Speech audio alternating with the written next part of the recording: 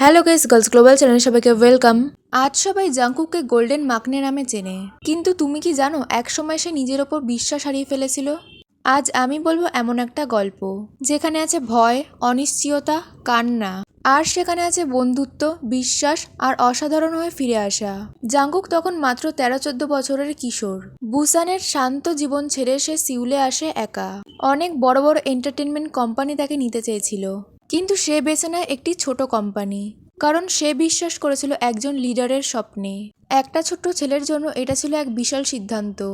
নতুন শহর, পরিবার থেকে দূরে, আর অজানা ভবিষ্যৎ। ট্রেনি লাইফটা মোটেও গ্ল্যামারাস ছিল না। লম্বা প্র্যাকটিস আওয়ার, কঠিন ডান্স রুটিন, ভয়েস ট্রেনিং, শারীরিক আর মানসিক চাপ সব একসাথে। সে ছিল গ্রুপের সবচেয়ে ছোট। সে ভেবেছিল, আমি কি সত্যিই পারবো? আমি কি যথেষ্ট ভালো? একসময় সে বাড়ি ফিরে যাওয়ার কথাও ভেবেছিল, কারণ ভয়টা খুব বড় হয়ে গিয়েছিল। কিন্তু ঠিক তখন অন্য সদস্যরা তাকে আগলে রাখে। তারা শুধু টিমমেট ছিল না, তারা হয়ে ওঠে পরিবার। তারা তাকে সাহস দেয়। তার ভুলে তাকে বকেনি, বরং শিখিয়েছে। তার কান্না লুকোতে দেয়নি, বরং পাশে দাঁড়িয়েছে। এই সাপোর্টটা জাংকুকের টার্নিং পয়েন্ট। সে বুঝতে পারে সে একা নয়।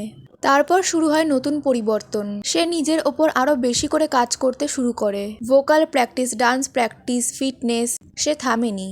ধীরে ধীরে সে হয়ে ওঠে সেই পারফর্মার যাকে আমরা আজ গোল্ডেন মাকনে নামে চিনি। স্টেজে তার আত্মবিশ্বাস, পারফরমেন্সে তার এনার্জি, আর কণ্ঠে তার ইমোশন, এইসবই প্রমাণ করে দেয় যে সে হার মানেনি। ভাবতো, যদি সেদিন জাংকুক বাড়ি ফিরে যেত, হয়তো আমরা আজকে সেই স্টেজ পারফরমেন্স পেতাম না। হয়তো গোল্ডেন মাকনে নামটাই জন্ম নিত না।